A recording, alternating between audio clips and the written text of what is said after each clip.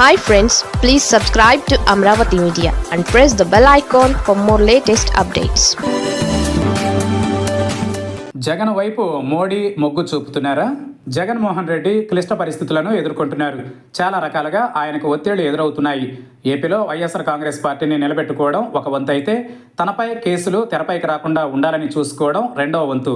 అందుకోసమే కేంద్రంతో తగాదా పెట్టుకోవాలని జగన్మోహన్ రెడ్డి భావించడం లేదు.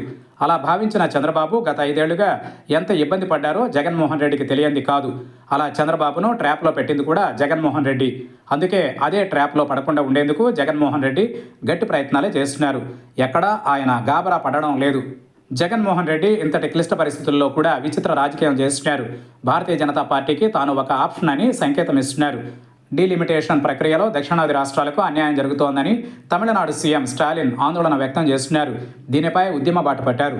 దక్షిణాది రాష్ట్రాలలో అన్ని రాజకీయ పక్షాలతో కలిసి ఉద్యమ కార్యాచరణ రూపొందిస్తున్నారు.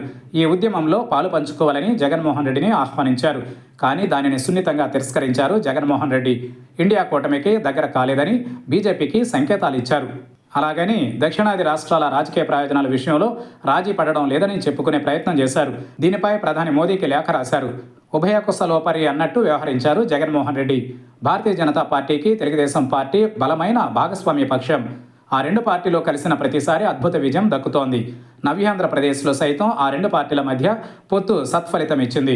2014లో బీజేపీతో పొత్తు పెట్టుకుని చంద్రబాబు అధికారంలోకి వచ్చారు. 2024లో సైతం పొత్తు పెట్టుకుని విజయం సాధించారు. అయితే ఇదే చంద్రబాబు బీజేపీని వ్యతిరేకించిన సందర్భంలో రెండు పార్టీలు ఓడిపోయాయి. అయితే చంద్రబాబు వైఖరి తెలిసిన కేంద్ర పెద్దలు జగన్మోహన్ రెడ్డి ఒక ఆప్షన్గా కూడా భావిస్తున్నట్లు తెలుస్తోంది. దానిని గ్రహించిన జగన్ సైతం అదే మాదిరిగా కేంద్ర పెద్దలకు వ్యతిరేకం కాకుండా చూసుకుంటున్నారు. అందుకే బీజేపీ విషయంలో సానుకూలంగా ఉంటున్నారు.